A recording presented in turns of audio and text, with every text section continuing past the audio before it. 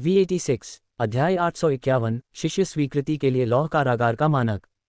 Dimensional light moth और blade queen मधुमक्खी को देखकर अधिकांश लोगों के रोंगटे खड़े हो गए। यद्यपि अनुभवी और शीर्ष गुटों के शिष्यों को अच्छा अनुभव था, लेकिन उन्होंने कभी भी युद्ध में एक आत्मा क्यूई पेशेवर कमांड कार्सिनोमा फेस को नहीं देखा था। आयामी प्रकाश कीट और ब्लेड रानी मधुमक्खी लियूजी ने मृत आत्मा दानव कीट के साथ मार्शल स्टेज पर बुलाया था, जिसका मतलब था कि लियूजी के पास कम से कम 3 कार्सिनोमा फे थे। इस प्रकार लियूजी का अस्तित्व अपने आप में एक आपदा प्रतीत हो रहा था। हालांकि भीड़ ये समझ नहीं पा रही थी कि लियूजी ने 30 शील्ड लेडीबग्स कैसे प्राप्त किए थे। लियूजी स्पष्ट रूप से उन्हें नियंत्रित कर रहे थे, अन्यथा ऐसा कोई तरीका नहीं था कि वे लियूजी के सामने सैन्य शैली में पंक्तिबद्ध होते, जैसा कि वे अब कर रहे थे। 30 शील्ड लेडीबग्स के गोले तेजी से कंपन करने लगे थे। इस कंपनपूर्ण हलचल से दर्शकों के रोंगटे खड़े हो गए, लेकिन शील्ड लेडीबग्स के साथ कुछ भी अजीब नहीं हो रहा था। ऐसा लग रहा था जैसे कंपन सीधे उन तक नहीं पहुंच रहा था। अचानक 30 शील्ड लेडीबग्स के सिर तरबूज की तरह फट गए और मोटे फर वाले बैंगनी काले कीड़े बाहर निकल आए। इसके लगभग तुरंत बाद 30 शील्ड लेडीबग्स मर गए। शील्ड लेडीबग्स के शरीर से निकले कीड़े तेजी से शील्ड लेडीबग्स के शवों को खाने लगे। 2 मिनट से भी कम समय के बाद शील्ड लेडीबग्स, जो लगभग एक टेबल के बराबर बड़े थे, कीड़ों द्वारा पूरी तरह से खा लिए गए। जब कीड़ों ने खाना समाप्त कर लिया तो एक साथ 30 चौंकाने वाली चीखें निकलीं। कीड़ों के शरीर का विस्तार होने लगा और वे 6 मीटर लंबे, 2 मीटर ऊंचे और 3 मीटर चौड़े हो गए। वे ब्लेड वर्म बन गए जिनके शरीर पर काले ब्लेड उभरे हुए थे। लिन युआन ने नाराजगी जताई क्योंकि ब्लेड क्वीन मधुमक्खी द्वारा अन्य परियों के शरीर से पैदा किए गए ब्लेड वर्म्स मेजबान परियों की तुलना में कई ग्रेड कमजोर होंगे। हालांकि शील्ड लेडीबग से विकसित हुए इन ब्लेड वर्म्स की ग्रेड में न केवल कमी आई, बल्कि वे और भी अधिक भयावह हो गए। लिन युआन ने लियूजी की हथेली पर टिकी ब्लेड क्वीन मधुमक्खी की जांच करने के लिए ट्रू डेटा का उपयोग किया। फे नाम ब्लेड क्वीन बी। फी प्रजाति डंक मारने वाली मधुमक्खी प्रजाति पूर्वज मधुमक्खी प्रजाति। फे ग्रेट डायमंड 10/10। फे प्रकार कीट प्रजाति आध्यात्मिक प्रकार। फे क्वालिटी किंवदंती क्षमताएं फ्लैश विंग्स चकमा देने के लिए दूर जाते समय लक्ष्य पर पंख फड़फड़ाएं। शापित मधुमक्खी का जहर दुश्मन में जहर का हर अतिरिक्त इंजेक्शन शाप की प्रभावशीलता को बढ़ाएगा। शापित लक्ष्य बूढ़ा होने लगेगा और कमजोर त्वचा लक्ष्य की रक्षा को कमजोर कर देगी। दयालु पुकार ब्लेड वर्म्स, जिन्होंने ब्लेड क्वीन मधुमक्खी की विशेष ध्वनि सुनी है, वे रक्तपिपासु हो जाएंगे और उनके शरीर में मौजूद प्रोटीन तेजी से काले ब्लेड में बदल जाएंगे, जिससे ब्लेड वर्म्स की हमलावर शक्ति बढ़ जाएगी। विघटन संक्रमण घातक रूप से घायल ब्लेड वर्म विघटन की स्थिति में प्रवेश करेंगे और साइकोटॉक्सिन छोड़ना शुरू कर देंगे। ब्लेड वर्म 5 सेकंड के लिए अपनी शक्ति दोगुनी कर देंगे और उसके तुरंत बाद मर जाएंगे। तेजी से अंडे से बच्चे निकलना कीटों के अंडे से बच्चे निकलने की प्रक्रिया को तेज करने के लिए लक्ष्य के शरीर में अंडे डालने से पहले उनमें ऊर्जा का इंजेक्शन लगाया जाएगा। रानी का सच्चा स्वर रानी को ब्लेड वर्म में शामिल कर दिया जाएगा और रानी के अंदर निष्क्रिय लड़ाकू मॉडल को लड़ाई मोड में शामिल किया जाएगा। विशिष्ट कौशल शातिर जहरीली रानी मधुमक्खी नवजात शिशुओं के एक समूह को एक दूसरे को मारने की अनुमति दे और अंतिम जीवित नवजात शिशु जो ब्लेड कृमि में विकसित होता है, उसकी ग्रेड में कमी नहीं होगी। लिन युआन आश्चर्य से आह भरने से खुद को रोक नहीं सका। एक बार जब कार्सिनोमा फे को किसी आत्मा क्यूई पेशेवर द्वारा पोषित किया गया और उसने बुद्धिमत्ता और विशिष्ट कौशल प्राप्त करने के लिए अपनी पिछली गंदी स्थिति को पीछे छोड़ दिया, तो वह इतना भयानक हो जाएगा कि उसके जंगली संस्करण उसके सामने टिक नहीं पाएंगे। लियूजी की कीट रानी कीट कॉलोनी की नेता थी, जबकि ब्लेड रानी मधुमक्खी जनरल थी। ब्लेड क्वीन बी की ज्यादातर क्षमताएं ब्लेड वर्म्स की युद्ध शक्ति को बढ़ा सकती थीं। अब लिन युआन को यह भी पता था कि 30 ब्लेड वर्म्स के ग्रेड क्यों नहीं गिरे थे। यदि मोबियस अभी भी सो नहीं रहा होता, तो लिन युआन ने ब्लेड क्वीन मधुमक्खी के विशेष कौशल के नाम के बारे में उससे शिकायत की होती। विषैली जहरीली रानी मधुमक्खी थोड़ा अजीब लग रहा था।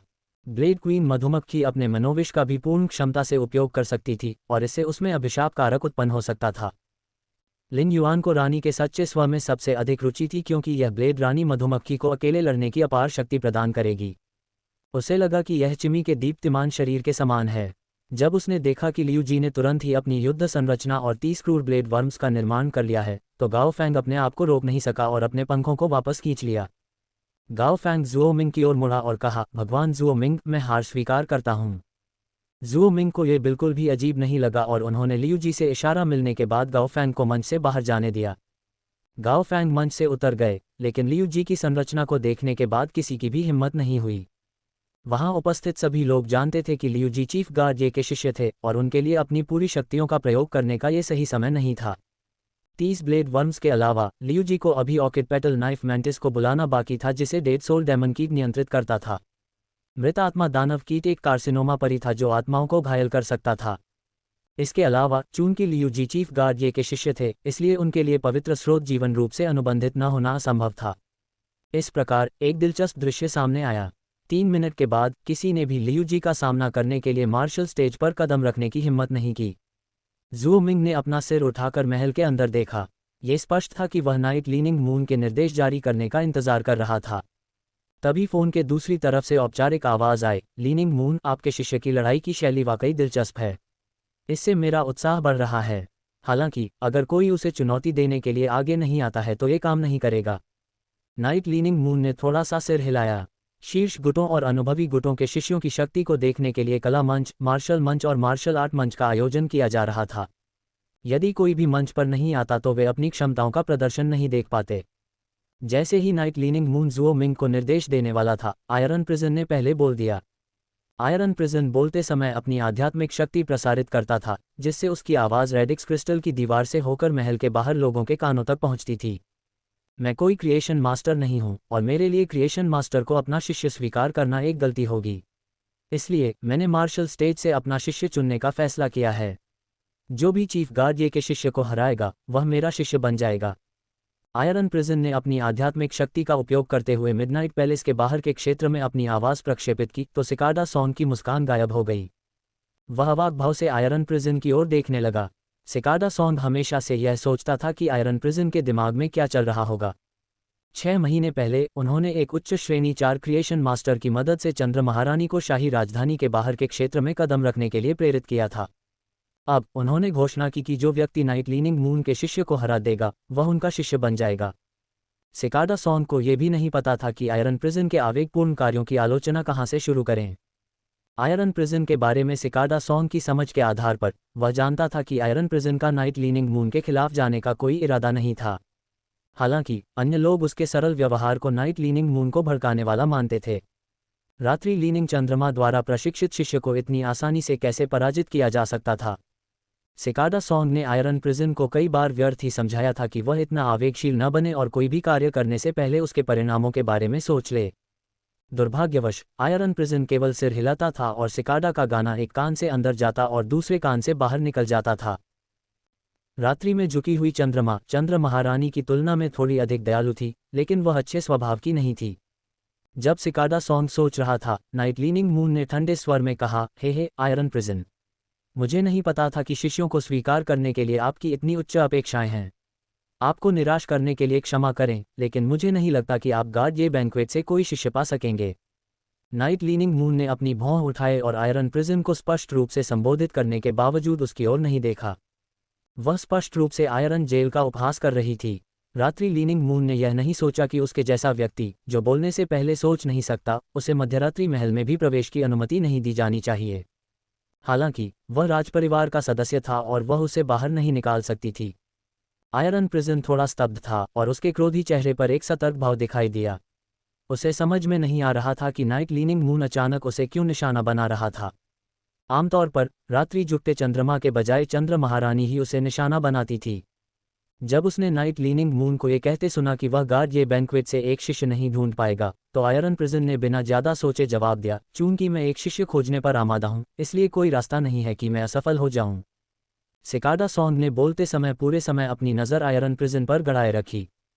वह जानता था कि आयरन प्रिजन जानबूझकर नाइट लीनिंग मून का अपमान नहीं कर रहा था, बल्कि वह केवल नाइट लीनिंग मून को एक स्वाभाविक प्रतिक्रिया दे रहा था। हालांकि उनके शब्द उकसावे जैसे लग रहे थे। नाइट लीनिंग मून भी आयरन प्रिजन की खामियों के बारे में जानता था और अक्सर मून एम्प्रेस के सामने उसके पक्ष में बोलता था। वह आमतौर पर उसे अनदेखा कर देती, लेकिन उसने हाल ही में अपना शिष्य स्वीकार किया था।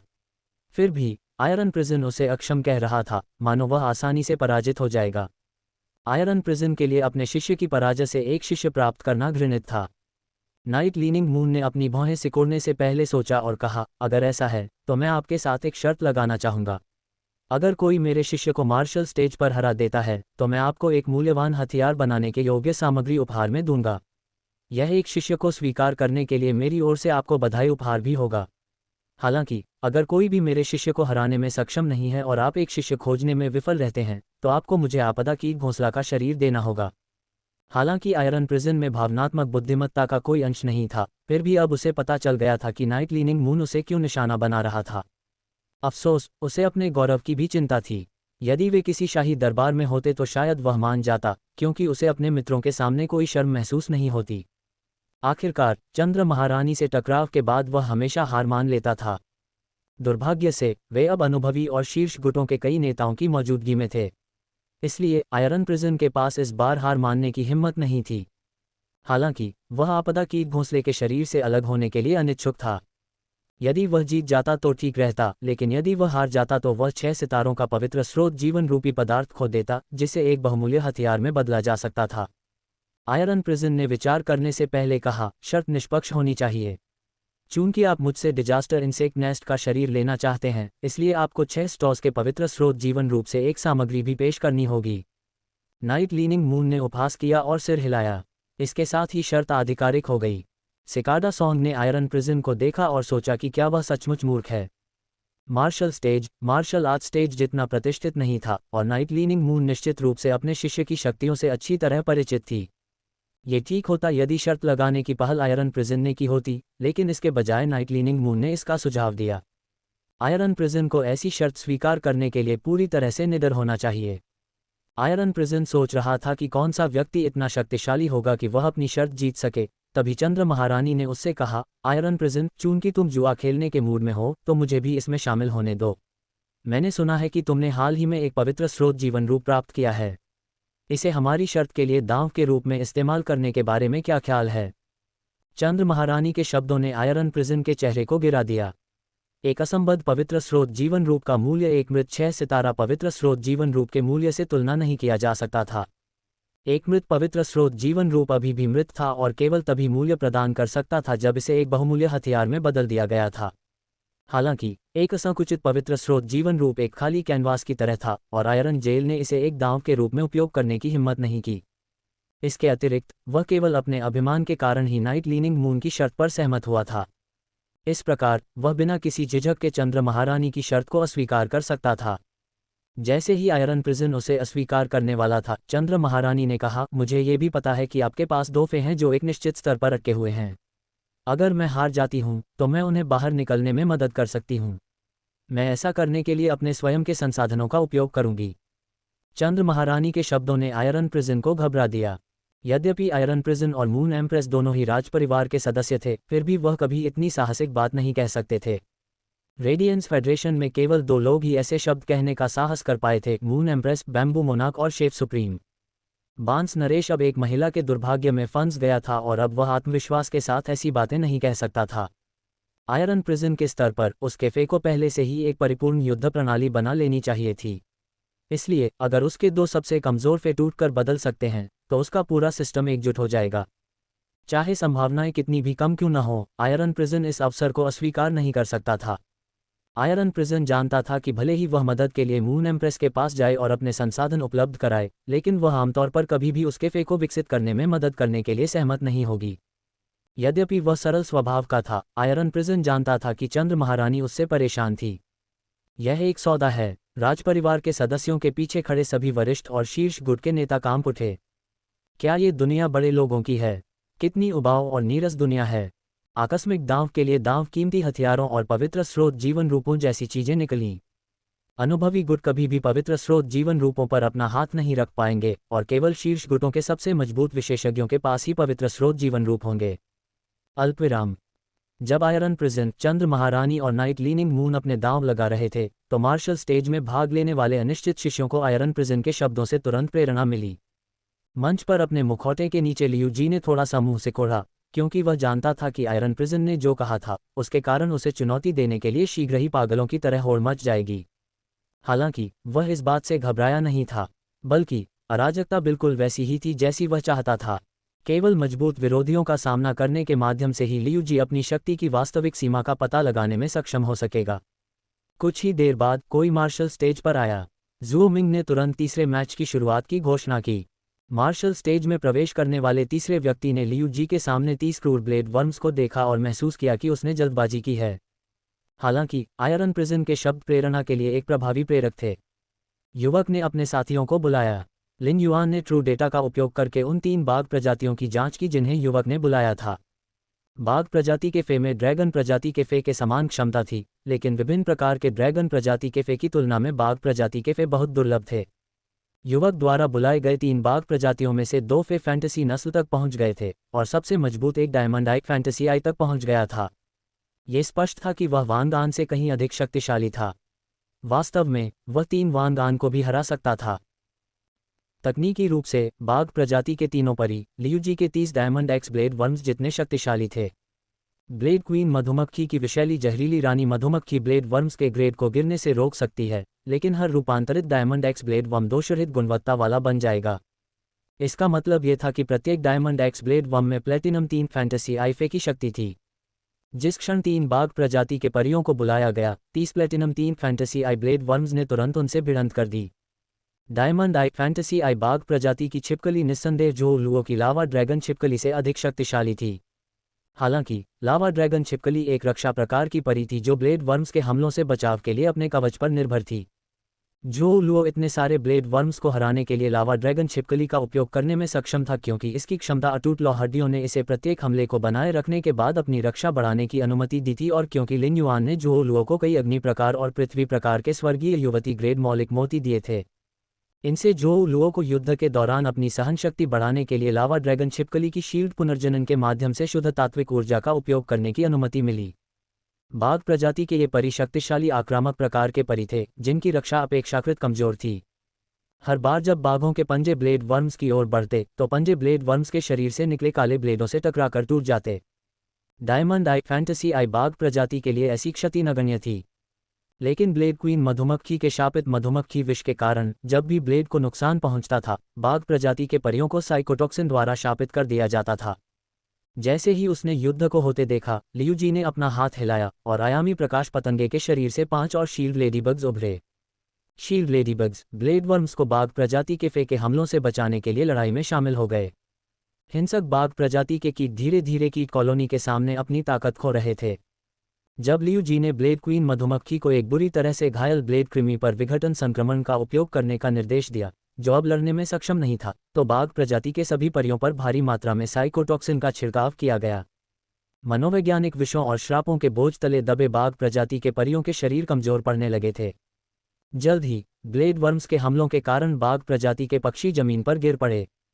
जब युवक ने देखा कि उसके परी अब और नहीं लड़ सकते और उसके पास ऐसा कुछ भी नहीं है जिससे लियूजी को खतरा हो, तो उसने आत्मसमर्पण करने का निर्णय लिया। युवक के मार्शल स्टेज से उतरते ही एक ब्लेड वर्म मर चुका था, जबकि 7 गंभीर रूप से घायल अवस्था में जमीन पर पड़े थे तथा शेष 22 भी क्षतिग्रस्त हो चुके थे। बाद में युद्ध में शामिल हुए 5 शील्ड लेडीबग्स को तीखे पंजों से टुकड़े टुकड़े कर दिया गया था। लड़ाई के बाद लियूजी परेशान नहीं हुए और ब्लेड वर्म के पीछे शांति से खड़े रहे। इस दृश्य ने मार्शल स्टेज में भाग ले रहे अनुभवी और शीर्ष गुटों के बाकी शिष्यों को उत्साहित कर दिया। डूशुओ के नेतृत्व में कुछ युवा एक दूसरे को देख रहे थे। वे सभी उस युद्ध के गवाह थे जो अभी अभी समाप्त हुआ था। यद्यपि अनुभवी और शीर्ष गुटों के कमजोर शिष्यों में लियूजी को हराने की शक्ति नहीं थी, फिर भी वे लियूजी की ब्लेड वर्म्स कॉलोनी को नुकसान पहुंचा सकते थे। लियूजी के परों की स्थिति को देखते हुए ब्लेड वर्म्स की चोटों को ब्लेड क्वीन मधुमक्खी द्वारा ठीक नहीं किया जा सकता था और बाद में अंडे का उत्पादन करने से पहले इसे लंबे समय की आवश्यकता होगी। ब्लेड क्वीन मधुमक्खी के लिए अंडे का दूसरा बैच पैदा करने का कोई और मौका नहीं होगा। इसलिए ब्लेड वर्म्स को हराने के लिए एक थकावट भरी लड़ाई सबसे अच्छा विकल्प था। डूशुओ जिन युवकों का नेतृत्व कर रहा था, वे बिखर गए और विभिन्न प्रतिभागियों की ओर चल पड़े। ये युवक उच्च रैंक वाले शीर्ष गुट से आए थे और वे शीघ्र ही मार्शल स्टेज के अन्य प्रतिभागियों को अपने साथ गठबंधन करने के लिए राजी करने में सफल रहे। कमजोर प्रतिभागियों के पास लियूजी को हराने का कोई मौका नहीं था, इसलिए वे ब्लेड वर्म्स को हराने के लिए सबसे अच्छे विकल्प थे। मजबूत प्रतिभागी लियूजी पर जीत हासिल करने के लिए कभी भी चुनौती देने में सक्षम होंगे। उन्हें मनाना आसान था क्योंकि सभी मजबूत युवा शिष्य किसी राजघराने के सदस्य के शिष्य बनना चाहते थे। अधिकांश कमजोर अनुयायी अनुभवी गुटों से थे और उन्हें तब तक मनाया जा सकता था जब तक उन्हें पर्याप्त लाभ का वादा न कर दिया जाए जिससे दोनों पक्षों को जीत मिल सके। जब जुओ मिंग ने ये देखा तो वह नाखुश दिखे, लेकिन उन्होंने इस पर कोई टिप्पणी नहीं की। यद्यपि वे स्पष्ट रूप से लियू जी पर उसी तरह हमला कर रहे थे जैसे गेम खेलने वाले खिलाड़ियों का एक समूह किसी गेम में बॉस को हराने के लिए एकजुट होता है, लेकिन ऐसी कार्रवाई मार्शल स्टेज के नियमों के विरुद्ध नहीं थी। चीफ गार्ड जी के बाएं हाथ के मैनेजर के रूप में जुओ मिंग में वह सहनशीलता थी जो उसके पद के अनुरूप थी। वह अन्य शिष्यों के पीछे नहीं जा सकता था क्योंकि वे लियू जी पर हमला करने के लिए एकत्रित हो रहे थे। जल्द ही जो अनुभवी गुट अब तक पीछे रह गए थे, उनके शिष्यों ने साहस जुटाना शुरू कर दिया और एक एक करके वे मार्शल स्टेज पर आ गए। लियू जी ने ब्लेड क्वीन मधुमक्खी को आदेश दिया कि वह जमीन पर पड़े ब्लेड वर्म्स पर दयापूर्ण क्रंदन और विघटन संक्रमण का उपयोग करे, जो मरे नहीं थे लेकिन अपनी सारी लड़ने की शक्ति खो चुके थे। आमतौर पर लियू जी को प्रत्येक प्रतिद्वंद्वी के खिलाफ लगभग 3 से 4 ब्लेड वर्म्स का उपयोग करना पड़ता था। अब जब उसका सामना विरोधियों की अंतहीन कतार से हो रहा था, तो ब्लेड वर्म्स की संख्या में अचानक कमी आ गई और देखने वाले प्रतिभागियों की आंखें चमक उठीं। हालांकि इससे लियू जी को कोई परेशानी नहीं हुई। जब तक उसने 8वें लड़ाके को हराया तब तक सभी 30 ब्लेड वर्म्स मर चुके थे। ब्लेड वर्म्स की लाशें मार्शल स्टेज पर बिखरी हुई थीं और ऐसा लग रहा था जैसे यह एक क्रूर नरसंहार का दृश्य हो। जब 9वें चैलेंजर ने मार्शल स्टेज पर कदम रखा तो लियू जी ने अंगूठा दिखाया और उसके पैरों के पास एक काली गेंद प्रकट हुई। गेंद ऐसी लग रही थी जैसे वह किसी लंबे कीड़े से बनी हो जो क्रमाकुचन अवस्था में हो। इससे उन प्रतिभागियों को झटका लगा जिन्होंने अभी अभी मार्शल स्टेज में प्रवेश किया था, तथा अनुभवी गुटों के आशावादी शिष्यों के दिल बैठ गए। जब जुओ मिंग ने लड़ाई की शुरुआत की घोषणा की तो लियू जी ने अपना सिर नीचे करके ऐंठती हुई काली गेंद से कहा, द्रव Haifa, long body split, degeneration control और क्षयकारी बैक्टीरिया का उपयोग करें। लियू जी ने लगातार 4 आदेश जारी किए और काली गेंद ने तुरंत बड़ी मात्रा में बैंगनी तरल पदार्थ उगल दिया। चिपचिपा बैंगनी तरल पदार्थ एक जीवित प्राणी की तरह था जो अंतहीन रूप से फैलने में सक्षम लग रहा था। 1 सेकंड में बैंगनी तरल पदार्थ ने पूरे मार्शल स्टेज को ढक लिया। जल्द ही उस पतली चिपचिपी परत से असंख्य छोटे छोटे काले धागे निकलने लगे। काले धागे रोएदार नसों की तरह थे जो बैंगनी चिपचिपे तरल पदार्थ को चारों ओर ले जाते थे। जब बैंगनी चिपचिपा तरल पदार्थ फैल रहा था तो उसने मृत ब्लेड वर्म्स और शील्ड लेडीबग्स को ढक लिया। 30 मृत ब्लेड वर्म्स और शील्ड लेडीबग्स में तुरंत परिवर्तन शुरू हो गया जब चिपचिपे तरल पदार्थ ने उन्हें ढक लिया और काले धागे मृत ब्लेड वर्म्स और शील्ड लेडीबग्स के शरीर में सुरंग बना गए।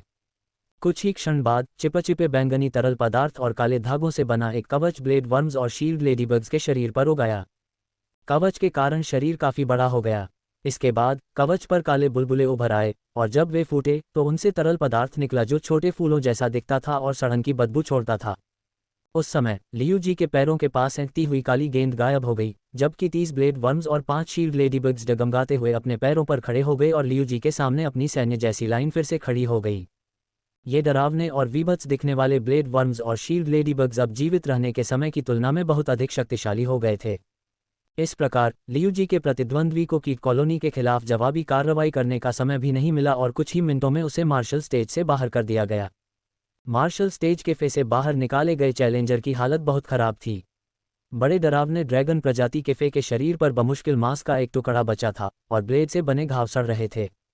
मानक स्पिरिट गार्ड्स मास्क पहने हुए 2 उपचार प्रकार के स्पिरिट क्यूई पेशेवरों को क्षयग्रस्त भयानक ड्रैगन प्रजाति के परी को ठीक करने में कुछ समय लगा।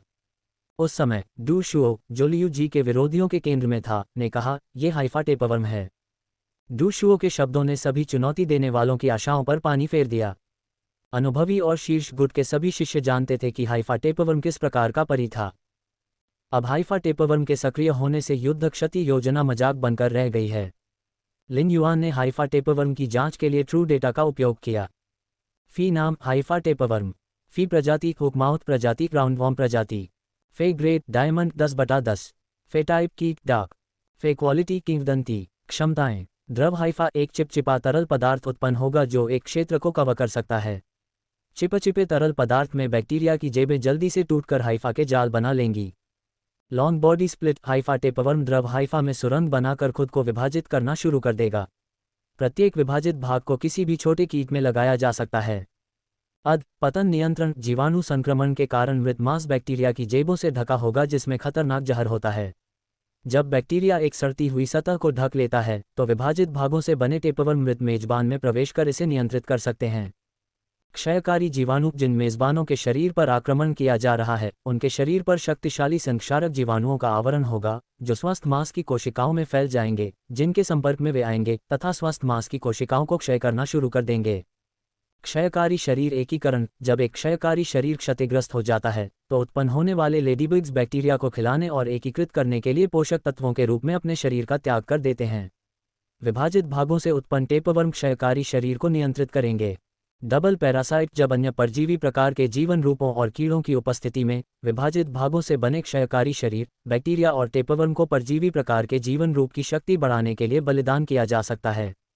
यदि परजीवी प्रकार का जीवन रूप घायल हो जाता है तो वह खुद को ठीक करने के लिए बलिदान की गई संस्थाओं से ऊर्जा प्राप्त कर सकता है। विशिष्ट कौशल। क्षयग्रस्त शरीर का प्रजनन। जीवाणु क्षयग्रस्त शरीर में प्रजनन और लिंग कोशिकाओं को बदल देंगे, जिससे क्षयग्रस्त शरीर अपने खंडों को विभाजित करके नए जीवों का उत्पादन कर सकेगा। लिन युआन की आंखें चौड़ी हो गईं और उसे लगा कि लियू जी ने अभी तक हाइफा टेपवर्म की असली शक्ति का प्रदर्शन नहीं किया था। लियू जी ने मार्शल स्टेज से नीचे देखा और ऊंची आवाज में बोले, अगली लड़ाई में मेरी आत्मा शामिल होगी और मैं अपनी शक्तियों को नियंत्रित नहीं कर पाऊंगा। एक बार जब तुम पर हमला हो जाएगा तो इलाज के बाद भी तुम पीड़ित रहोगे। लियू जी के कंधे पर एक धुंधली सी आकृति उभरी। फूल जैसी आकृतियां एक सुंदर छोटे ऑर्किड के आकार का प्रार्थना करने वाला मैंटिस पक्षी बनाती हैं। जब सुंदर छोटा प्रार्थना करने वाला मैंटिस प्रकट हुआ तो मार्शल स्टेज के अन्य प्रतिभागियों के चेहरे उतर गए। लियू जी ने अपनी लड़ाई के दौरान पहले ही 3 कार्सिनोमा फे को बुला लिया था, dimensional light moth, blade queen bee और हाइफा टेपवर्म। हालांकि पहले के टकराव से भीड़ को पहले से ही पता था कि हाइफा टेपवर्म वास्तव में चौथा कार्सिनोमा फे था जिसे लियू जी ने उजागर किया था। टकराव के दौरान लियू जी ने मृतात्मा दानव कीट का खुलासा किया था, लेकिन उसने अभी तक युद्ध के दौरान इसे बुलाया नहीं था। मृतात्मा दानव कीट के हमले मुख्य रूप से आत्माओं को निशाना बनाते थे, इसलिए इसके हमलों से बचाव करना बेहद मुश्किल था। हर कोई आत्मा की चोट के दर्द को बर्दाश्त नहीं कर सकता। ऐसे में चुनौती देने वाले जो एक थकावट भरी लड़ाई शुरू करने वाले थे, अब पीछे हटना चाहते थे। हाइफा टेपवर्म की उपस्थिति ने यह साबित कर दिया कि लियू जी को हराने के लिए क्षय युद्ध की रणनीति का प्रयास करना बेकार होगा। चुनौती देने वालों ने अपनी शक्तियों का मूल्यांकन किया और निश्चय किया कि पुनर्जीवित कीट कॉलोनी को हराना उनके लिए संघर्षपूर्ण होगा। इसके अलावा उन्हें यह भी नहीं पता था कि लियू जी के पास अभी भी अन्य कार्सिनोमा फे हैं या नहीं, जिन्हें उसे अभी बुलाना है। मार्शल स्टेज के शेष चुनौतीकर्ताओं की निगाहें गंभीर थीं, जबकि मार्शल आर्ट स्टेज में भाग लेने की योजना बना रहे शिष्यों की आंखों में भी आश्चर्य था। मार्शल स्टेज के प्रतिभागी अधिकतर क्रिएशन मास्टर नहीं थे, जो थे वे भी अधिकतम श्रेणी 2 के ही थे। उनके लिए diamond x legend Haifa tapeworm पर नियंत्रण रखने के लिए उस स्तर की शक्ति का उपयोग करना कठिन होगा। इस बीच मार्शल आर्ट स्टेज में भाग लेने वाले क्रिएशन मास्टर्स सभी क्लास 3 और उससे ऊपर के थे। इस प्रकार वे हाइफा टेपवर्म की क्षमताओं और विशेष कौशल की जांच करने में सक्षम थे। उन्होंने महसूस किया कि हाइफा टेपवर्म की क्षमताओं का उपयोग मृत आत्मा दानव कीट के साथ मिलकर एक पारस्परिक रूप से सहायक संबंध बनाने के लिए किया जा सकता है। मृत आत्मा दानव कीट वर्तमान में ऑर्किड पेटल चाकू मंटिस को नियंत्रित कर रहा था, लेकिन मृत आत्मा दानव कीट ने अभी तक ऑर्किड पेटल चाकू मंटिस के शरीर से खुद को बांधना बाकी था। दूसरे शब्दों में, ऑर्किड पेटल नाइफ मैंटिस का शरीर मृत आत्मा दानव कीट के लिए कपड़ों का एक सेट मात्र था, जिसे किसी भी समय बदला जा सकता था। हाइफा टेपवर्म के दोहरे परजीवी ने डेड सोल डेमन कीट को किसी भी ब्लेड वर्म या शील्ड लेडीबग में खुद को प्रत्यारोपित करने की अनुमति दी, जो बैक्टीरिया से संक्रमित हो गए थे। इसके अतिरिक्त मृत आत्मा दानव कीट के परजीवी मृत आत्मा बीज ने मृत आत्मा दानव कीट को कीट कॉलोनी में हर कीट के बीच से गुजरने की अनुमति दी। युद्ध के दौरान किसी भी टकराव के दौरान मृत आत्मा दानव कीट किसी भी समय लक्ष्य पर भौतिक रूप धारण कर उसकी आत्मा को चूस सकता है। इसके अलावा मृत आत्मा दानव कीट की विस्फोटक मृत आत्मा गोलियों से बचाव का कोई तरीका नहीं था। यहाँ तक कि यदि विस्फोट से होने वाली क्षति से बचाव किया जा सकता था, तो यह संभावना थी कि एक आत्मा बीज प्रतिद्वंद्वी फे या यहाँ तक कि आत्मा क्यूई पेशेवरों के मस्तिष्क में प्रत्यारोपित किया जा सकता था। चूंकि मृत आत्मा दानव कीट एक कार्सिनोमा परी था, इसलिए आतंक पैदा करने की इसकी क्षमता को नजरअंदाज नहीं किया जा सकता था। एक बार जब आत्मा का बीज मस्तिष्क में प्रत्यारोपित हो जाता है, तो जीवन रूप का जीवन मृत आत्मा दानव कीट के हाथों में होगा। मियाओ जुओ के पास अपनी आत्मा की रक्षा के लिए एक वस्तु हो सकती है, लेकिन मृत आत्मा दानव कीट के काटने का मतलब उसकी आत्मा को चूसना था, लेकिन इसे उसे कोई रोक नहीं सका। स्पष्टतः मृत आत्मा दानव कीट की आत्माओं पर शक्तिशाली पकड़ थी। कोई भी चुनौती देने वाला मियाओ जुओ जैसी घायल आत्मा के साथ समाप्त नहीं होना चाहता था।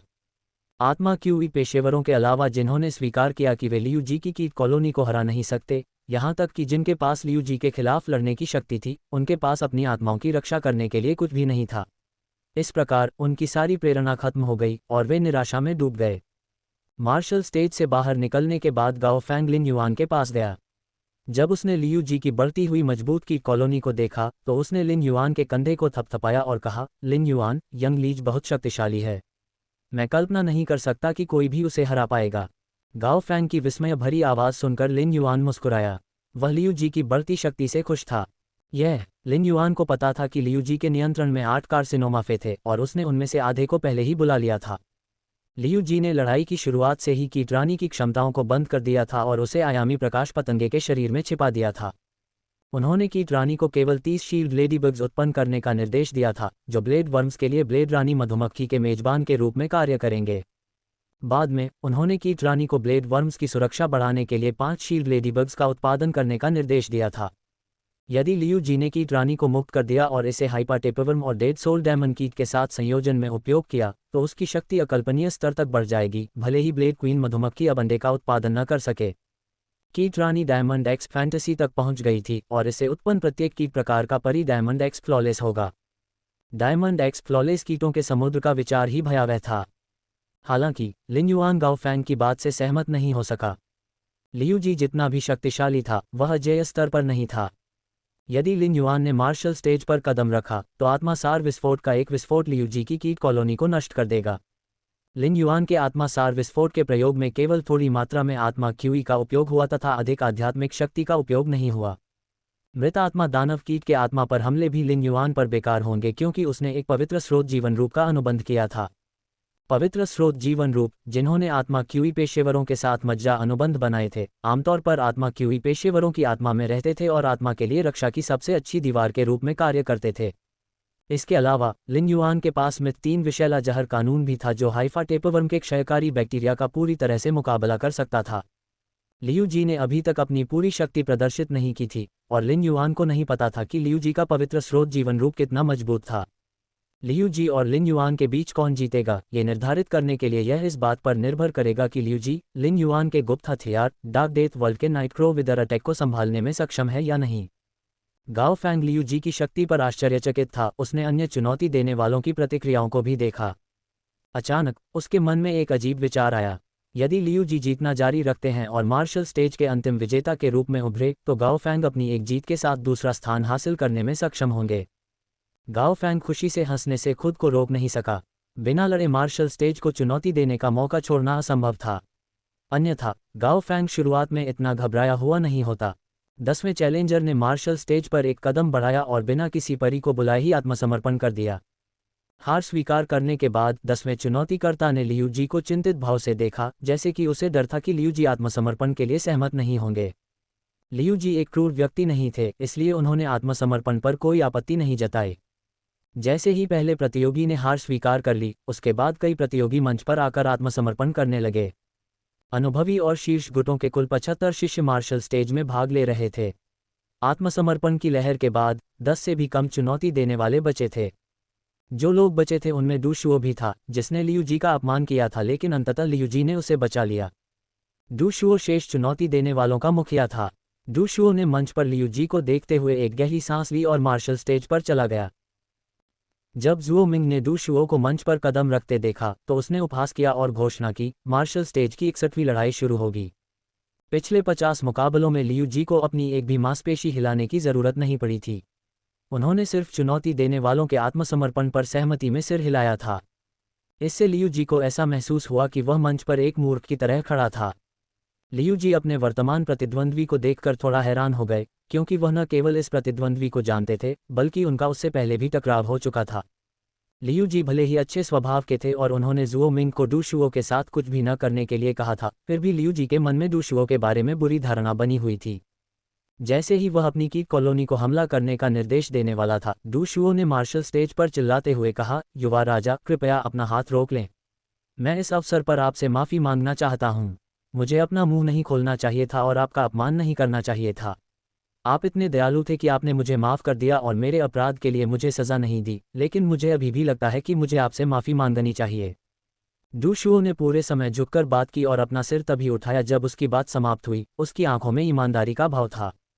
वह सच में आभारी था कि लियू जी ने उसे सज़ा न देने का फैसला किया, अन्यथा उसे पहले ही मिडनाइट पैलेस से बाहर निकाल दिया गया होता।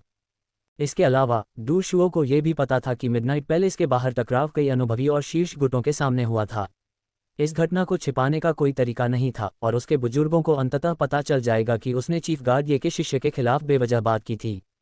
अपनी गलती का पता चलने पर अपने बड़ों से सजा पाने की प्रतीक्षा करने के बजाय उसके लिए यह बेहतर था कि वह इसे अभी स्वीकार कर ले और पूरी घटना की जिम्मेदारी ले, ताकि फैंग हे को दोषी न ठहराया जाए। यदि वह लियू जी की क्षमा प्राप्त करने के लिए पर्याप्त भाग्यशाली रहा तो फने स्टोन मेटल में वापस लौटने पर उसकी सजा हल्की होगी। डू शुओ की बात सुनकर लियू जी का नकाबपोश चेहरा शांत हो गया। कोई बात नहीं, मैंने इस मामले को दिल पर नहीं लिया और इसमें माफ़ करने जैसी कोई बात नहीं है। मुझे उम्मीद है कि भविष्य में हमें बातचीत करने के और भी मौके मिलेंगे। डू शुओ ने अपनी मुठियां भींच लीं और कृतज्ञता से लियू जी की ओर देखा। लियू जी के शब्दों से यह स्पष्ट था कि लियू जी को टकराव के बारे में कोई शिकायत नहीं थी, इसलिए ऐसा लग रहा था जैसे टकराव कभी हुआ ही नहीं था। मूलतः घर लौटने पर डू शुओ को अपने बड़ों से दंड पाने की कोई आवश्यकता नहीं होगी। लियू जी के अंतिम शब्द एक शांति प्रस्ताव की तरह थे, जिसका उद्देश्य शत्रुओं से मित्र बनने की उनकी आशा को व्यक्त करना था। हालांकि डू शुओ जानता था कि 10 शीर्ष गुटों में से एक का मुख्य सदस्य होने के बावजूद उसकी स्थिति लियू जी से बहुत नीचे थी। डू शुओ ने लियू जी की उदारता की प्रशंसा की और उसने सोचा कि कैसे उसने लियू जी पर हमला करने के लिए युद्ध की रणनीति बनाई थी। युवा लीज, मैं आपके ब्लेड वर्म कॉलोनी पर हमला करने और उनकी संख्या को कम करने के लिए क्षय युद्ध रणनीति का उपयोग करने की योजना बना रहा था, लेकिन मुझे उम्मीद नहीं थी कि आपकी कीट कॉलोनी केवल मजबूत हो जाएगी, डू शुओ ने अजीब तरीके से कहा। लियू जी ने बेपरवाही से मुस्कुराहट दी। बिना थकावट के युद्ध के वह अपनी युद्ध संरचना इतनी आसानी से नहीं बना पाता। जुओ मिंग उस समय नाराज हो गया था जब उसने देखा कि डू शुओ और उसके साथी अन्य चुनौती देने वालों को लियू जी के खिलाफ क्षय युद्ध की रणनीति का उपयोग करने के लिए राजी कर रहे थे। हालांकि जुओ मिंग को उम्मीद नहीं थी कि डू शुओ इतना ईमानदार होगा कि वह लियू जी को युद्ध की रणनीति के बारे में बताएगा।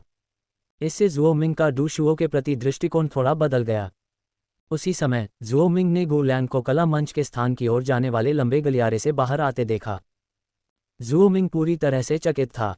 वह किसी से भी बेहतर जानता था कि कला मंच कितना कठिन था, क्योंकि उसने परीक्षा में शामिल प्रत्येक विषय की जांच कर ली थी। विषयों को उबाऊ बनाया गया था ताकि सृजन मास्टर्स के समग्र कौशल का परीक्षण किया जा सके और कोई भी प्रश्न आसानी से पूरा नहीं किया जाना चाहिए। ये सुनिश्चित करने के लिए कि कला मंच और मार्शल मंच एक ही समय में समाप्त हो जाएं, कला मंच के विषयों के लिए भी बड़ी अंतिम उत्पादन मात्रा की आवश्यकता थी। मार्शल स्टेज समाप्त होने वाला था, लेकिन ऐसा इसलिए था क्योंकि लियू जी मार्शल स्टेज में प्रवेश करने वाले दूसरे व्यक्ति थे और तब से वे इस पर हावी थे। इसके अलावा 50 चुनौतीकर्ताओं ने तुरंत आत्मसमर्पण कर दिया था और मार्शल चरण शुरू हुए केवल आधा घंटा ही बीता था।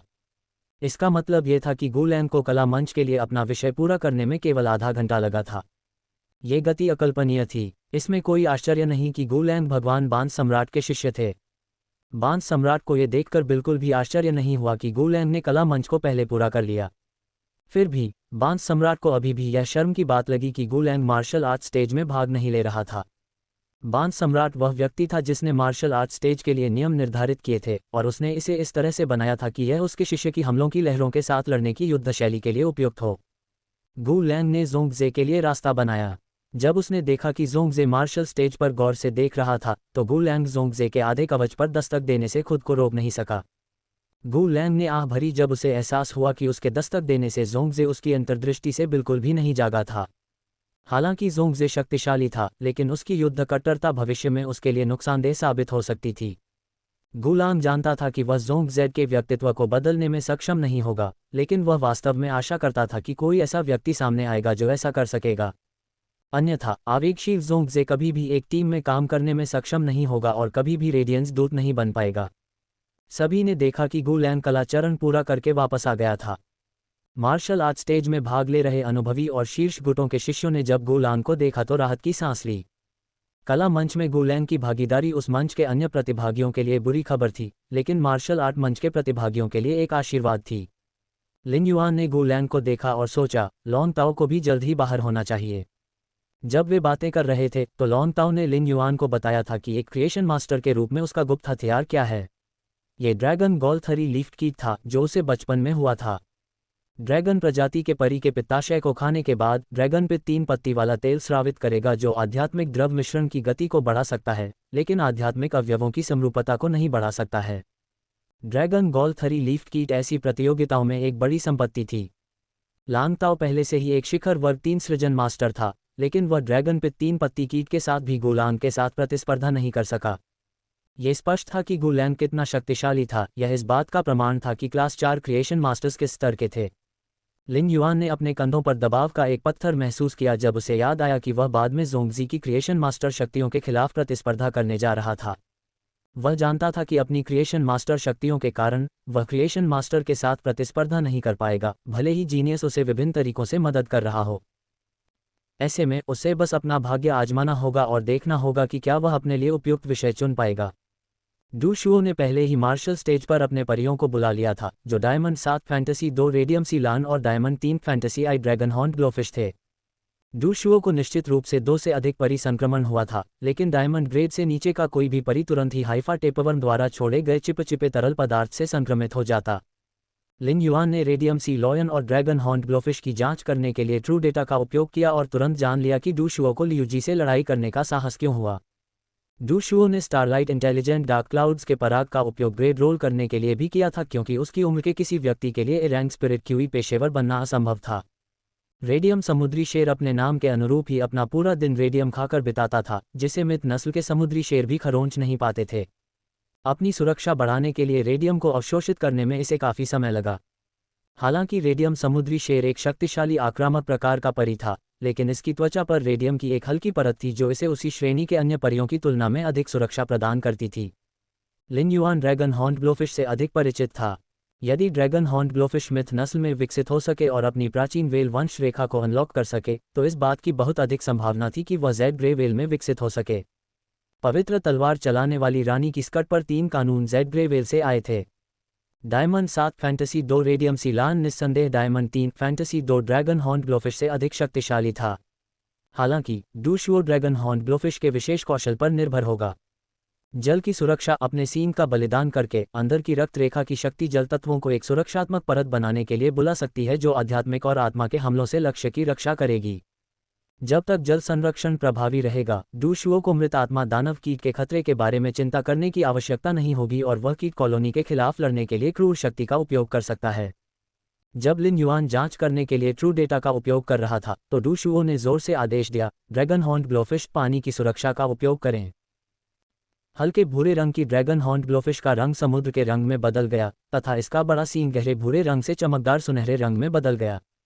सींग के चारों ओर 2 सुनहरी और नीली ढालें दिखाई दी और उनमें से एक ढाल ने उड़कर रेडियम समुद्री शेर को ढक लिया, जो कीटों की कॉलोनी की ओर बढ़ रहा था, जबकि दूसरी ढाल ने ड्रैगन हॉर्न ग्लोफिश और डू शुओ को आश्रय दिया।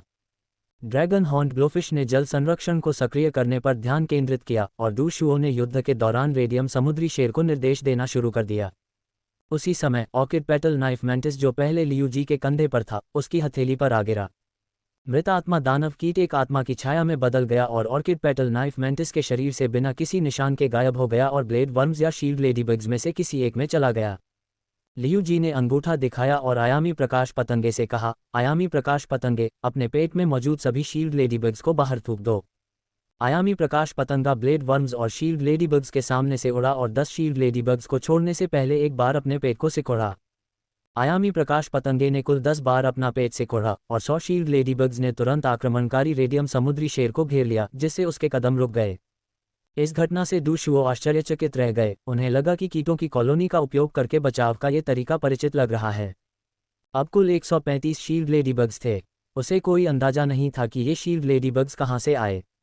यद्यपि लियू जी कोई सृजन मास्टर नहीं था और उसे ये भी नहीं पता था कि जल संरक्षण कैसे काम करता है, फिर भी उसने पहले ही मृत आत्मा दानव कीट का उपयोग करके रेडियम समुद्री शेर पर घात लगा लिया था। रेडियम सी लान की सुरक्षात्मक परत के कारण घात सफल नहीं हो सका। लियू जी ने जब ये देखा तो वह हताश हो गए। यदि मृत आत्मा दानव कीट का हमला असफल रहा, तो डू शुओ को हराने के लिए लियू जी को अधिक कीट प्रजातियों के कार्सिनोमा या यहाँ तक कि कीट रानी को बुलाना होगा। लेकिन अपने प्रचुर युद्ध अनुभव के कारण लियू जी ने देखा कि ड्रैगन हॉर्न ग्लोफिश के सीन का एक छोटा सा हिस्सा पाउडर में बदल गया था। लियू जी अपने मुखौटे के पीछे मुस्कुराए और कीट कॉलोनी को अंतिम आदेश जारी करने से पहले अपने शरीर में आध्यात्मिक शक्ति का संचार किया। हाइफा टेपवर्म डबल परजीवी का उपयोग करें। मृत आत्मा दानव कीट, दानव आत्मा प्रशिक्षण और विस्फोटक मृत आत्मा गोलियों का उपयोग करें। लियू जी द्वारा आदेश जारी करने के बाद ब्लेड वर्म के शरीर में से एक का विस्तार हुआ और काला हाइफा बेतहाशा हिलने लगा, जबकि उसके चारों ओर रुक रुक कर आत्मा की छायाएं दिखाई देने लगीं। ब्लेड वर्म जो रूपांतरित हो रहा था, रेडियम सीलान की ओर बढ़ा और रेडियम सीलान से संपर्क होने से ठीक पहले विस्फोट हो गया। आत्मा की छायाओं का सैलाब रेडियम समुद्री शेर पर टूट पड़ा, लेकिन वह बेफिक्र लग रहा था। हालांकि ड्रैगन हॉर्न ग्लोफिश ने दर्द से कराहना शुरू कर दिया और उसका सुनहरा सींग 10% छोटा हो गया। लियू जी के निरंतर आदेश के बिना भी युद्ध जारी रहा। रेडियम सीलान के साथ संघर्ष करते समय अधिक ब्लेड वर्म्स में भी यही परिवर्तन हुए। शील्ड लेडीबग्स, जो रेडियम समुद्री शेर को घेरने के बाद मारे गए थे, हाइफा से संक्रमित हो गए थे और एक बार फिर अपने पैरों पर खड़े हो गए थे। लगातार हो रहे आत्मा विस्फोट के कारण डूशुओ को प्रतिक्रिया करने का बिल्कुल भी समय नहीं मिला।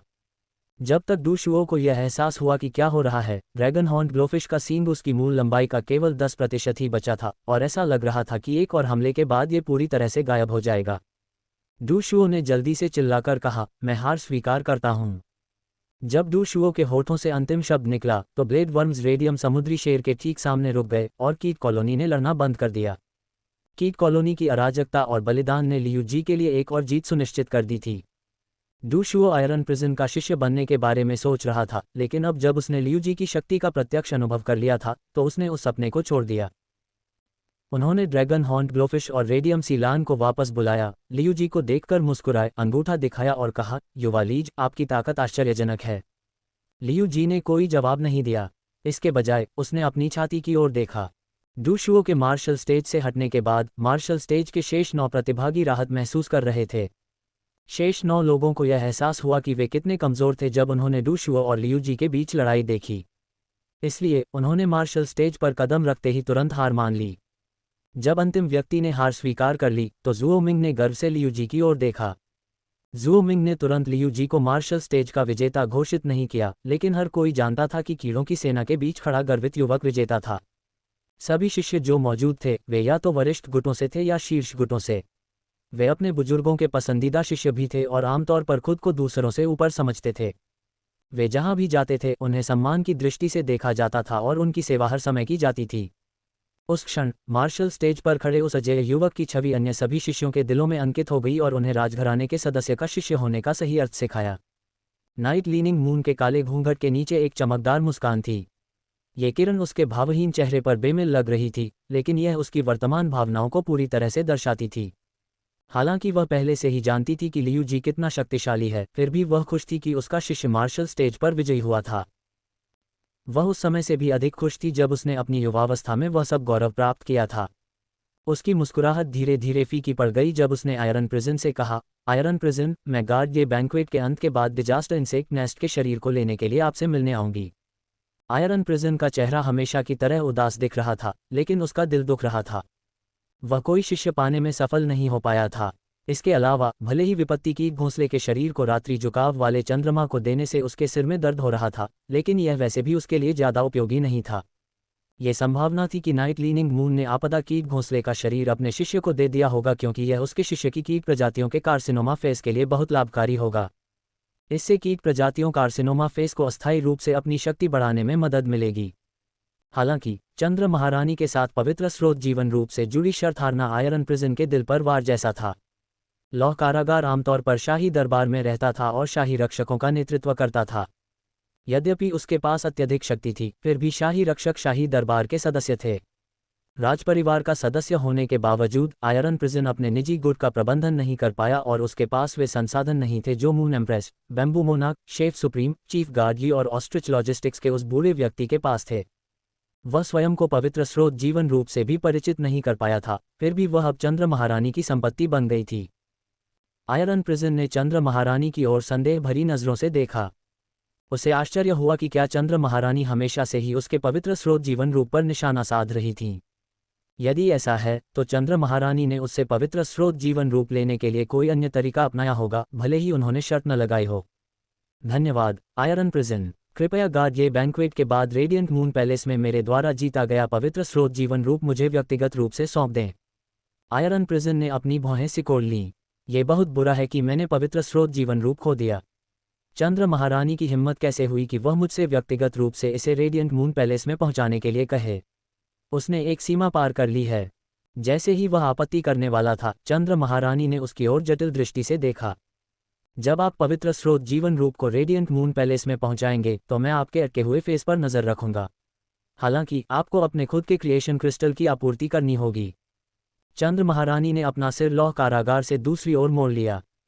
उसके शब्दों से आयरन प्रिजन का माथा ढीला पड़ गया और उसके चेहरे पर अविश्वास का भाव छा गया। उसके आश्चर्य और प्रसन्नता के भाव ने उसके क्रोधी चेहरे को काफी हद तक नर्म बना दिया। शाही रक्षकों के नेता के रूप में आयरन प्रिजन ने बहुत सारे अनुभव अर्जित किए थे। हालांकि उस समय उसे एक अनजान बच्चे जैसा महसूस हुआ और उसे आश्चर्य हुआ कि क्या वह सपना देख रहा है। चंद्र महारानी ने कब से उसे अपनी मर्जी से उपहार देना शुरू कर दिया। क्या वह अभिनय कर रही थी? 8 साल पहले उसने सृजन क्रिस्टल हाथ में लेकर उसकी खोज की थी और उससे अपने परियों की मदद करने के लिए कहा था। लेकिन जब वह ईमानदारी से भरा हुआ दीप्तिमान चंद्र महल की सीढ़ियां चढ़ रहा था तो उसे 4 चंद्र किरण जंजीरों का सामना करना पड़ा, जिन्होंने उसे अपने इरादे प्रकट करने का मौका दिए बिना ही झुकते हुए चंद्र पर्वत से नीचे तक उसका पीछा किया। आयरन प्रिजन का दिल दुख रहा था और उसे इस बात से बहुत दुख हुआ कि चंद्र महारानी ने उसका पवित्र स्रोत जीवन रूप ले लिया था। हालांकि चंद्र महारानी उसके फे को देखने के लिए तैयार थी और उसने उसे सृजन क्रिस्टल तैयार करने के लिए कहा था। इसका मतलब यह था कि चंद्र महारानी अपने फंसे हुए परियों को बाहर निकलने में मदद करने के लिए तैयार थी। अपनी शक्तियों में वृद्धि की तुलना में एक पवित्र स्रोत जीवन रूप को खोना अब उतना महत्वपूर्ण नहीं लगता था। आयरन प्रिजन को यह नहीं पता था कि वह चंद्र महारानी के बारे में वास्तव में क्या महसूस करता है, लेकिन वह ये जानता था कि वह उसके प्रति आभारी है। 13 सीटों वाली मध्य सीट पर फोन की स्क्रीन के पीछे शाही दरबार में एक बुजुर्ग व्यक्ति आराम कुर्सी पर बैठा था। जब उसने चंद्र महारानी की बात सुनी तो उसका शांत भाव आश्चर्य में बदल गया। लेकिन जल्द ही आश्चर्य खुशी में बदल गया। झाओ शियुए, जो रेडियंस दूत बनने के बाद भी अपने तरीके से काम करती रही थी, अब एक मास्टर बन चुकी थी और दूसरों की भावनाओं को ध्यान में रखना शुरू कर रही थी। हालांकि बुजुर्ग व्यक्ति ने अभी तक चंद्र महारानी के शिष्य को नहीं देखा था, लेकिन उसने सिकाडा सॉन्ग से सुना था कि शिष्य का नाम लिन युआन था। वह ये भी जानता था कि मध्यरात्रि महल के बाहर खड़ा शिष्य लिन युआन कौन था। बुजुर्ग व्यक्ति ने लिन युआन को उत्सुकता से देखा कि इस युवक में ऐसा क्या खास था कि वह चंद्र महारानी के व्यक्तित्व और स्वभाव को बदलने में कामयाब हो गया। मिडनाइट पैलेस के बाहर सभी अनुभवी और शीर्ष गुट के नेता निराश थे। मार्शल स्टेज का समापन चीफ गार्ड यी के शिष्य के विजेता बनने के साथ हुआ। राजपरिवार के सदस्यों के वादे सोने के थे और आयरन जेल गार्ड ये बैंक्वेट से किसी भी शिष्य को स्वीकार नहीं करेगा। सभी दिग्गज और शीर्ष गुट के नेता गाओ पेई को गुस्से से देखने लगे। गाओ पेई के बेटे को नाइट लीनिंग मून की प्रशंसा, मून एम्प्रेस की सिफारिश और सिकाडा सॉन्ग की यह स्वीकारोक्ति मिली थी कि वे किस्मत में थे। इसलिए ये लगभग तय था कि गाओ फैंग सिकाडा सॉन्ग का शिष्य बनेगा। उस समय मिडनाइट पैलेस के बाहर के क्षेत्र से अचानक एक उत्साहित आवाज गूंजी, वाह, मैं मार्शल स्टेज का दूसरा स्थान विजेता हूँ। गाओ फैंग की आवाज सुनकर सभी आत्मसमर्पण करने वाले चुनौती देने वाले एक दूसरे की ओर देखने लगे। वे चुनौती देने वाले गाओ फैंग को बिल्कुल भी बधाई नहीं देना चाहते थे और वे इस बात पर सहमत थे कि वह सिर्फ भाग्यशाली था। जब वांग अन ने गाओ फैंग की आवाज सुनी तो उसने लगभग खुद को थप्पड़ मार लिया। यदि वह अपनी शक्ति का प्रदर्शन करने के लिए इतना उत्सुक न होता तो वह मार्शल स्टेज का दूसरा स्थान विजेता होता। यूझे उस क्षेत्र से बाहर चला गया जहां कला मंच आयोजित किया जा रहा था। उसके पीछे लॉन्गताओ और औसत नाक नक्श वाली एक लड़की थी। लड़की भी लगभग 24 साल की लग रही थी, बिल्कुल लॉन्गताओ की तरह। वह एक मोटी किताब पकड़े हुए थी और उसके चेहरे पर एक गंभीर भाव था। वह एक बेवकूफ़ की तरह लग रही थी जो अपनी किताबों में खोई हुई थी। हालांकि कोई भी इस औसत दिखने वाली लड़की को नीची नज़र से नहीं देख रहा था। लड़की और लॉन्गताओ ने यूझे का कला मंच से बाहर तक पीछा किया, जिसका अर्थ था कि उसने और यूझे ने अपने विषय समाप्त कर लिए थे और कला मंच पार कर लिया था। गू लैंग के साथ, जो कुछ समय पहले मिडनाइट पैलेस के बाहर के क्षेत्र में लौट आए थे, 3 लोगों ने पहले ही आज स्टेज पूरा कर लिया था। इसका मतलब यह था कि कला मंच खत्म हो गया था। हालांकि उन्हें यह नहीं पता था कि लॉन्गताओ और औसत दिखने वाली लड़की में से किसने दूसरा और तीसरा स्थान प्राप्त किया था। जब यूझे ने लॉन्गताओ और औसत दिखने वाली लड़की को लंबे गलियारे से बाहर निकाला तो अनुभवी और शीर्ष गुटों के शिष्य, जो अपने विषयों को पूरा करने में कामयाब नहीं हुए थे, लंबे चेहरों के साथ उस क्षेत्र से बाहर चले गए जहां कला मंच आयोजित किया जा रहा था। कला मंच समाप्त होने के बाद जिन चुनौतीदाताओं ने अभी तक अपना विषय पूरा नहीं किया था, उनका अवसर समाप्त हो गया। जब लॉन्गताओ लंबे गलियारे से बाहर निकला तो उसने तुरंत देखा कि गू लैंग मुस्कुरा रहा है और जोंग जेड के साथ बातचीत कर रहा है। लॉन्गताओ की अभिव्यक्ति लड़खड़ा गई, लेकिन वह बिल्कुल भी आश्चर्यचकित नहीं दिखे। उन्होंने पहले ही अनुमान लगा लिया था कि गुलैंग उनसे पहले अपना काम पूरा कर लेंगे, और वह ये जानने के लिए उत्सुक थे कि गुलैंग को कला मंच के लिए अपना विषय पूरा करने में कितना समय लगा, ताकि वह जान सकें कि यह उनके अपने समय से कितना भिन्न था। जू मिंग ने लॉन्ग ताओ और औसत दिखने वाली लड़की को मिडनाइट पैलेस के बाहर वाले क्षेत्र में ले जाने के बाद यूजे को अपनी ओर मोड़ लिया। जू मिंग और यूजे केवल कला मंच और मार्शल स्टेज की मेजबानी के प्रभारी थे, लेकिन उन्हें परिणामों की घोषणा करने की आवश्यकता नहीं थी। जब गार्ड ये भोज शुरू हुआ तो जीतने वाले चुनौतीकर्ताओं को चीफ गार्ड ये से व्यक्तिगत रूप से अपने पुरस्कार प्राप्त करने का सम्मान प्राप्त हुआ। औसत दिखने वाली लड़की अपने हाथ में पकड़ी मोटी किताब को पढ़ने के लिए बैठने की जगह ढूंढने ही वाली थी कि तभी लॉन्ग ताओ ने उसका हाथ पकड़ लिया। वह घबरा गई और असमंजस में लॉन्ग ताओ की ओर देखने लगी। फिर भी उसने चलना बंद कर दिया और उसके पास खड़ी रही। हालांकि वह कुछ नहीं बोली, लेकिन उसके हाव भाव से ऐसा लग रहा था जैसे वह लॉन्ग ताओ से पूछ रही हो कि उसने उसे क्यों रोका था। गाओ फैंग उत्सुकता से इंतजार कर रहा था कि लॉन्ग ताओ उससे पूछे कि कला मंच के लिए उसका विषय क्या था। मार्शल आर्ट स्टेज का आयोजन उसी तरह किया जाएगा जिस तरह से आर्ट स्टेज और मार्शल स्टेज का आयोजन किया गया था। मार्शल आर्ट स्टेज और मार्शल स्टेज दोनों का संयोजन था। लिन युआन मार्शल आर्ट स्टेज में भाग लेने जा रहा था और लॉन्ग ताओ से उसके विषय के बारे में पूछने से लिन युआन को कुछ आश्वासन मिलेगा। हालांकि गाओ फैंग को उम्मीद नहीं थी कि लॉन्ग ताओ लड़की की कलाई पकड़ लेगा। लिन युआन, क्या आपको लगता है कि लॉन्ग ताओ उस लड़की में दिलचस्पी रखता है जो उसके साथ बाहर आई थी? लिन युआन को समझ में नहीं आया कि वह क्या प्रतिक्रिया दे और उसने अपने सिर के पीछे बिखरे बालों को छूने का विकल्प चुना। जब लगभग विनम्र ली जुवान ने सुना कि गाओ फैंग ने क्या कहा तो वह जोर से खांसने लगा और फिर बोला, चिंता मत करो, ऐसा कोई तरीका नहीं है कि लॉन्ग ताओ उसमें दिलचस्पी ले। ली जुवान इतना आश्वस्त लग रहा था क्योंकि वह लॉन्ग ताओ को अच्छी तरह से जानता था। लॉन्ग ताओ ने हमेशा दिखावे पर जोर दिया था। किसी को पता होना चाहिए कि ली जुवान एक मोटा बच्चा था। जब वह 6 साल का था तब उसकी शक्ल सूरत में स्वीकार्य स्तर तक सुधार हुआ था और तभी लॉन्ग ताओ ने उसके साथ खेलना शुरू किया। लॉन्ग ताओ हमेशा से ही पुरुषों के दिखावे को लेकर सख्त रहे हैं, महिलाओं के दिखावे को लेकर तो और भी ज्यादा। हालांकि लॉन्ग ताओ अब पहले की तरह दिखावे पर ध्यान नहीं देते थे, लेकिन पेशेवर लॉन्ग ताओ के लिए ऐसी किसी घटना के दौरान व्यक्तिगत भावनाओं पर चर्चा करना संभव नहीं था।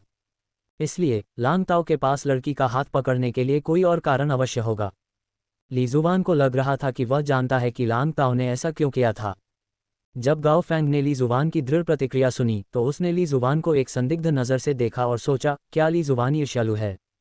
इससे पहले कि गाओ फैंग इस पर और विचार कर पाता, ली जुवान ने कहा, लड़की के कपड़ों पर बने आइकन से लगता है कि वह अनुभवी गुड हील स्पिरिट ट्रीटमेंट से होगी। हील स्पिरिट ट्रीटमेंट की राह अब से आसान हो जाएगी। हील स्पिरिट ट्रीटमेंट एक अनुभवी गुड था जिसकी भूमिका क्रिएशन मास्टर की थी, लेकिन वे फे के पोषण से संबंधित व्यवसाय नहीं करते थे। उन्होंने मुख्य रूप से उन पौधों के उपचार पर ध्यान केंद्रित किया जिनकी जड़ें क्षतिग्रस्त हो गई थीं। क्रिएशन मास्टर की भूमिका किस दिशा में लेनी है, इस बारे में उनका निर्णय बुद्धिमत्तापूर्ण था क्योंकि इसमें अपार संभावनाएं थीं। लेकिन चूंकि हील स्पिरिट ट्रीटमेंट के पास कोई शिखर श्रेणी 4 क्रिएशन मास्टर्स नहीं था, इसलिए उनके पास मजबूत क्रिएशन मास्टर्स की शक्ति का अभाव था जो अन्य अनुभवी गुटों के पास थी। इस प्रकार हील स्पिरिट ट्रीटमेंट ने लगभग 20 वर्षों में अपना विस्तार या सुधार नहीं किया था। डार्क क्लाउड्स बर्ड श्राइन को शीर्ष गुट बने हुए 10 वर्ष से अधिक समय हो चुका था। जब से डार्क क्लाउड्स बर्ड श्राइन को शीर्ष गुट में पदोन्नत किया गया था, वे कोइलिंग ड्रैगन्स वैली के साथ समान क्षमता में काम कर रहे थे, जहां किसी को भी एक दूसरे पर निर्भर नहीं रहना पड़ा। इस प्रकार कोइलिंग ड्रैगन्स वैली समर्थन के लिए किसी अन्य अनुभवी गुट का चयन कर सकती है। इस लड़की की क्रिएशन मास्टर शक्तियों को देखते हुए लॉन्ग ताओ ने हील स्पिरिट ट्रीटमेंट की क्षमता को स्वीकार किया था। जैसा कि ली जुवान ने भविष्यवाणी की थी, लॉन्ग ताओ ने लड़की को निमंत्रण जारी किया। कोइलिंग ड्रैगन्स वैली की ओर से मैं आधिकारिक तौर पर हील स्पिरिट ट्रीटमेंट को हमारे संरक्षण में आने के लिए आमंत्रित करना चाहूंगा क्योंकि मैं हील स्पिरिट ट्रीटमेंट को जल्द से जल्द विस्तारित करने में मदद करने के लिए मिलकर काम करना चाहूंगा। लॉन्ग ताओ ने धीरे से बात नहीं की थी ताकि यह सुनिश्चित हो सके कि लड़की उसे स्पष्ट रूप से सुन सके। यहाँ तक कि मिडनाइट पैलेस के बाहर मौजूद अधिकांश युवा शिष्यों ने भी वह सब कुछ सुन लिया था जो लॉन्ग ताओ ने कहा था। शिष्यों ने औसत नैन नक्श वाली लड़की को ईर्ष्या से देखा। लॉन्ग ताओ ने ऐसा अपने अधिकार का दावा करने और आधिकारिक तौर पर यह घोषणा करने के लिए किया था कि कोइलिंग ड्रैगन की घाटी हील स्पिरिट उपचार का समर्थन करना चाहती थी। जब लड़की ने लॉन्ग ताओ की बात सुनी तो उसकी आंखें चमक उठीं, लेकिन उसे याद आया कि उसके पास लॉन्ग ताओ के निमंत्रण पर सहमत होने का अधिकार नहीं था। वह जानती थी कि लॉन्ग ताओ कौन था। हालांकि वह कोइलिंग ड्रैगन की घाटी का युवा नेता नहीं था, लेकिन वह रेडियंस 100 सीक्वेंस का सीक्वेंस #3 था। कोइलिंग ड्रैगन्स वैली के एकमात्र युवा प्रत्यक्ष वंशज के रूप में उन्हें कोइलिंग ड्रैगन्स वैली का प्रतिनिधित्व करने का अधिकार था। हालांकि लड़की के हील स्पिरिट ट्रीटमेंट में कई भाई बहन थे और उसके बुजुर्गों ने उसे केवल उसके असाधारण क्रिएशन मास्टर कौशल के कारण गार्डिये बैंक्वेट में भाग लेने के लिए चुना था। वह केवल एक शीर्ष श्रेणी 4 क्रिएशन मास्टर की नज़र में आने की उम्मीद कर रही थी जो उसे अपने शिष्य के रूप में स्वीकार करेगा। लेकिन अब उसकी प्रतिभा ने उसके परिवार के लिए कोइलिंग ड्रैगन्स वैली का समर्थन आकर्षित किया था। ये निश्चित रूप से उससे बेहतर था अगर उसे अभी अभी एक शीर्ष श्रेणी 4 क्रिएशन मास्टर मिला होता जो उसका मास्टर होता। उसके चेहरे पर विशुद्ध उत्साह खिल उठा था, जिससे उसके सामान्य लक्षण भी आकर्षक लगने लगे थे। मुझे अपने परिवार के बड़ों को इस बारे में बताना होगा। वे सभी मिडनाइट पैलेस के अंदर हैं। क्या गार्डिये बैंक्वेट के बाद उनके और आपके बीच आपके प्रस्ताव पर चर्चा करने के लिए एक बैठक आयोजित करना संभव है? लॉन्ग ताओ ने मुस्कुराते हुए जवाब दिया, तो फिर हम संपर्क विवरण का आदान प्रदान करते हैं। मेरे पिता गार्डिये भोज में कोइलिंग ड्रैगन की घाटी का नेतृत्व कर रहे हैं।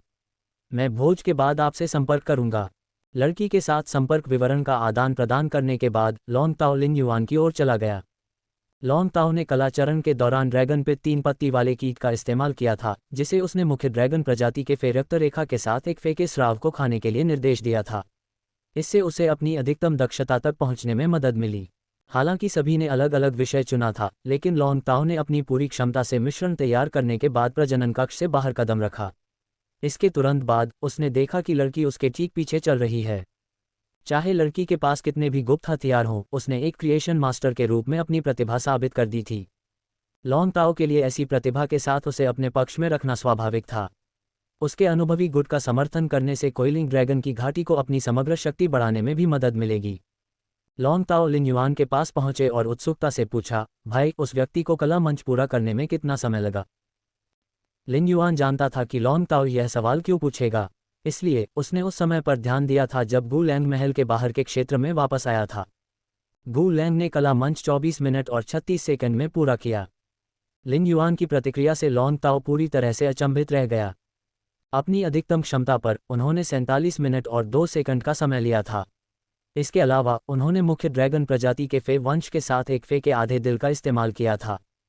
गू लांग को लॉन्ग ताओ से लगभग आधा समय लगा था। ये लॉन्ग ताओ के लिए बहुत बड़ा झटका था। यद्यपि वह इस बात से खुश थे कि उन्होंने कला स्तर पर दूसरा स्थान प्राप्त किया था, फिर भी वह प्रथम स्थान से बहुत दूर थे। लॉन्ग ताओ को यह नहीं पता था कि लिन युआन एक सृजन गुरु के रूप में कितना शक्तिशाली था, लेकिन वह ये जानता था कि लिन युआन चंद्र महारानी का शिष्य था। ऐसा कोई तरीका नहीं था कि लिन युआन के पास सृजन मास्टर की शक्तियां कमजोर होती और उसके पास अपने स्वयं के गुप्त हथियार होने चाहिए। जैसे ही उसने सोचा कि लिन युआन जल्द ही मार्शल आर्ट स्टेज में भाग लेने जा रहा था, लॉन्ग ताओ ने धीमी आवाज में कहा, भाई, आज स्टेज के लिए विषय प्रजनन कक्ष के सामने कांस्य जानवर के सिर से लिए गए थे। लॉर्ड जुओ मिंग ने सभी विषयों की जांच की और प्रतिभागियों के फे स्टोरेज बॉक्स में सभी स्पिरिट फ्लूइड्स को लॉर्ड जुओ मिंग को सौंपना पड़ा, इससे पहले कि हम अपने विषयों को देखने के लिए प्रजनन कक्ष में प्रवेश कर सकें। इसके बाद हमने प्रजनन कक्ष के बाहर स्पिरिट गार्ड को बताया कि हमारे विषय में क्या शामिल है और उसे बताया कि हमें किन सामग्रियों की आवश्यकता है। मेरा विषय 3 gold x freezing water white मगरमच्छों को प्लेटिनम ग्रेड में विकसित करना था। लॉन्ग ताओ की कहानी सुनने के बाद लिन युआन को तुरंत एहसास हुआ कि कला मंच के विषय कितने कठिन थे। क्लास 3 क्रिएशन मास्टर्स के लिए गोल्ड फे को प्लेटिनम में बदलना मुश्किल नहीं था। समस्या कम समय सीमा के साथ थी।